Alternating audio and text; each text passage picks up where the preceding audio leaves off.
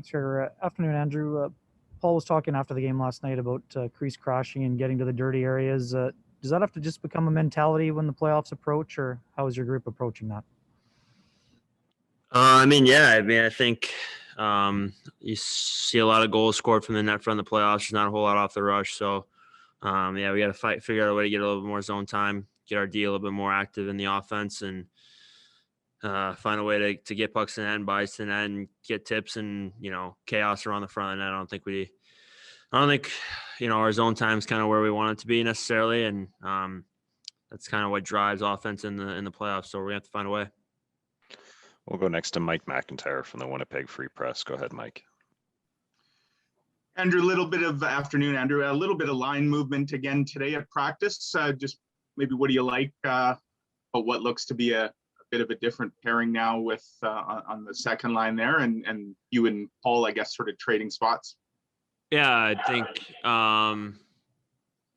it's just another line change for me. I think just kind of continue to play my game. Feel like I'm creating pretty good right now at whatever shots last night. Trying to just make my line mates better, up and down the ice. So obviously, Doobie and French, you got a little bit of familiarity. So I'm just trying to kind of fit in and, try and, make our line dangerous and make it better. We'll go next to Scott Billick from the Winnipeg Sun. Go ahead, Scott. Thanks, Gregor, and good afternoon, Andrew. Last night was another example of, you guys get your chances in the first period, but don't get a goal, and they score on 2 of their first 3 shots. I guess if you knew the answer, that wouldn't be happening. But what is the key to trying to reverse that? Taking advantage of your opportunities and maybe not letting the other team kind of take advantage of theirs. Matt, I don't know. Just get as many opportunities as you can, and then not let them have as many. I mean, I really liked our first yesterday. I actually thought we were really good. I mean, they scored 2 tip goals, one off of I don't remember exactly how the first one happened. The second one just kind of a goalie touch that just had a little bit of miscommunication. That kind of is what it is. I mean, that's kind of a hard question to answer. It's just you got to create as many chances as you can and bear down when you get them and minimize as many as they get. But they're NHL players too. They're going to get a chance, at some point. So just kind of one of those things that ended up happening last night. We'll go next to Kelly Moore from 680 CJOB. Go ahead, Kelly. Hey, good afternoon, Andrew. When you look at the tape, can you guys still move the puck a little bit quicker than you are, especially coming out of your zone, and so that you can build up that speed and transition? Or what do you see? What kind of things do you see that are preventing you from taking advantage of teams like you were earlier in the year?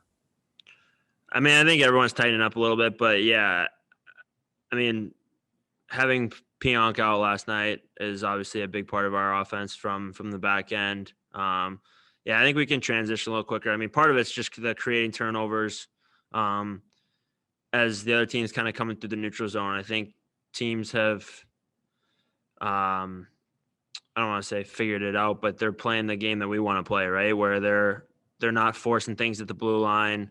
Even if we have good back pressure, a good gap, they're keeping it simple and they're getting the puck deep instead of trying something at the blue line, which in turn feeds our offensive transition game. So I think teams are making us go 200 feet, and it's a similar game that we're going to need to force teams to play in the playoffs. We'll go next to Mike McIntyre from the Free Press. Go ahead, Mike. Andrew, speaking of the playoffs, there was news this weekend that for players that have been fully vaccinated and teams hit a threshold that there will be relaxed protocols going forward.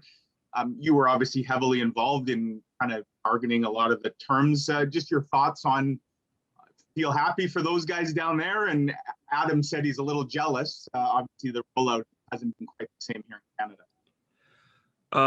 Yeah, I mean, very jealous. I think if you look at my social media and Instagram and Twitter, I see my family and my friends living a normal life right now. So I'm very jealous of that.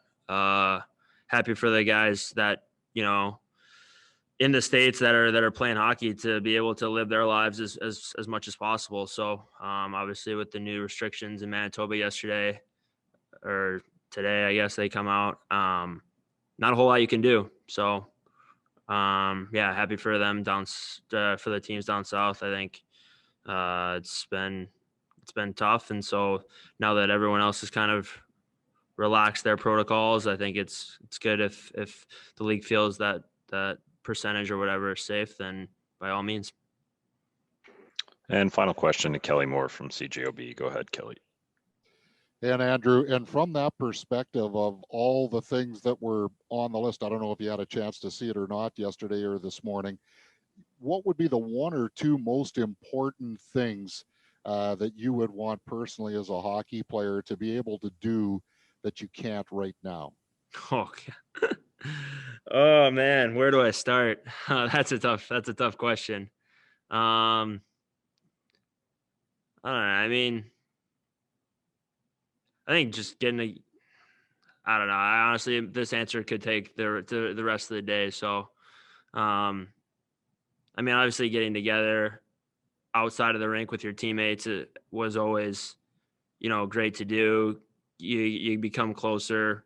Families become closer. So that's obviously a part that stinks. But yeah, I mean, I guess the worst part for me is just seeing all my friends and family back home, kind of living their lives somewhat normally, as opposed to kind of what we're doing here. So is what it is. We're fighting to make a playoff spot, and we're fortunate in our circumstances, but yeah, I could go on.